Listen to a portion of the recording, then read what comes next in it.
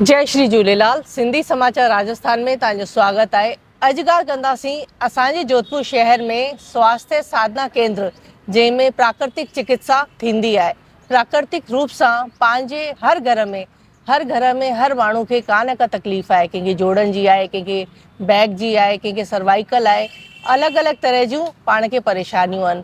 पर हिते कई जॻह तां अलॻि अलॻि जॻह तां माण्हू अची करे हितां पंहिंजो इलाज कराईंदा आहिनि। उहो बि घटि ऐं वधीक, इन में पैसो जाम ख़र्च कोन थींदो आहे ऐं हितां ठीकु थी करे वेंदा आहिनि।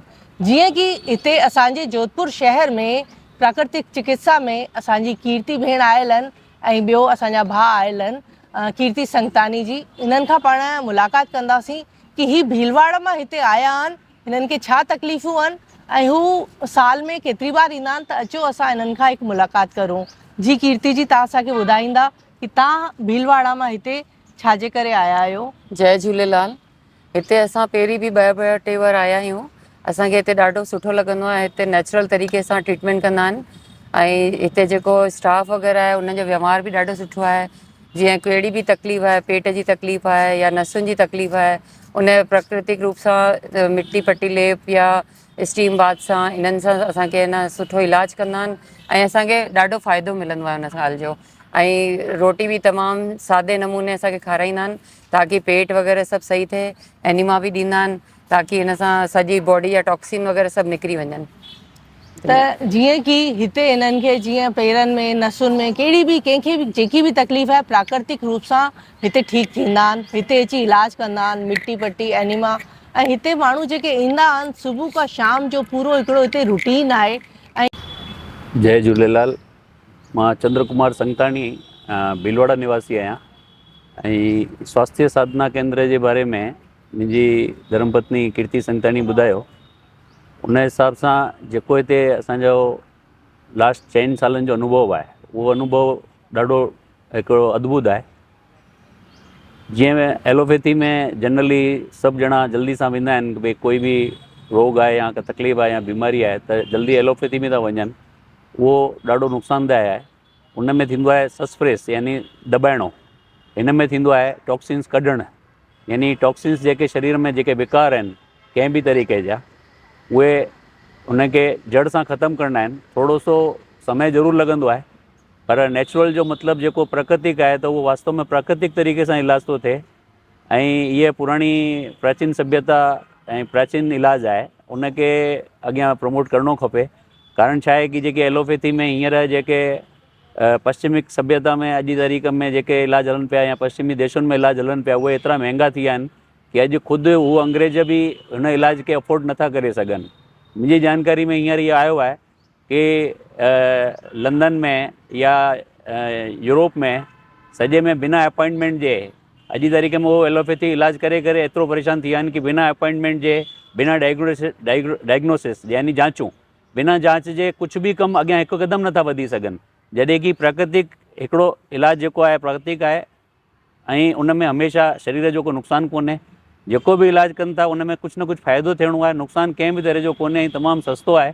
हीउ स्वास्थ्य साधना केंद्र ट्रस्ट जो आहे। इन ट्रस्ट में नॉमिनल पैसा वठनि था ऐं बहितर इलाजु कनि था। सुविधा बि ॾाढी सुठी आहे, खाधो बि सुठो आहे। हिते जेको महीनो 15 ॾींहं जेको रही वञे त यानी बॉडी शरीर खे हिकिड़ो जेको अनुभव मिलंदो न, उहो हिकिड़ो पंहिंजे पाण में हिकु अहसासु करण वारी शइ आहे। जी, त जीअं पाण हिननि खां हिकु मुलाक़ात कईसीं, भीलवाड़ा मां हिते आया आहिनि।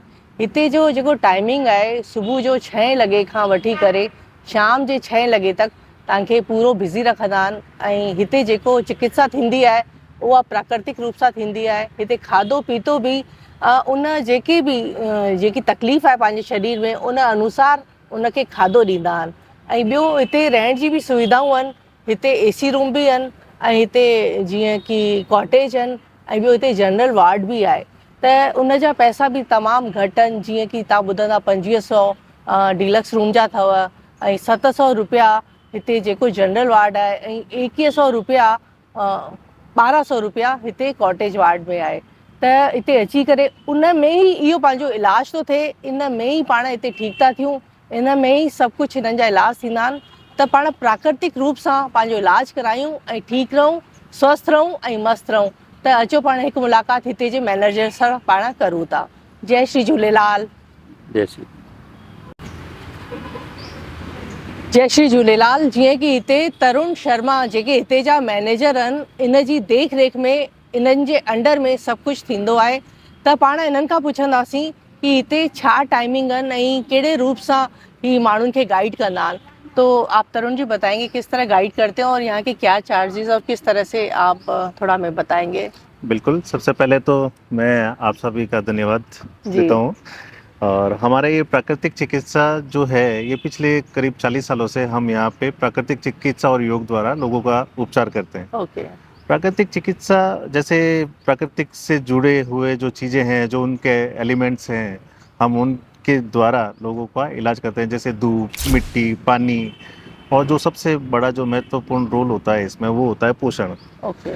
कि हमें किस तरह का खाना खाना चाहिए, या हमारा जो शेड्यूल है वो किस तरह से होना चाहिए, हमें सुबह योग और प्राणायाम पे ध्यान देना है। तो इस तरह से करके हम लोग यहाँ पे लोगों का उपचार करते हैं। ओके। जिसमें काफ़ी सारी बीमारियां हैं जिनका हम उपचार करते हैं, जैसे मोटापा हो गया। ओके। आज के टाइम में लोगों को हार्ट डिजीज़ बहुत ज़्यादा होती है, ओके। उससे रिलेटेड और भी काफ़ी सारी चीज़ें हैं जो जिनका इलाज, जो लाइलाज बीमारियां होती है उनका भी इलाज यहाँ पे हम लोग ओके। करते हैं। सोरियोसिस से काफ़ी लोग आज के टाइम में बहुत ग्रसित हैं, ओके। उनका भी होता है।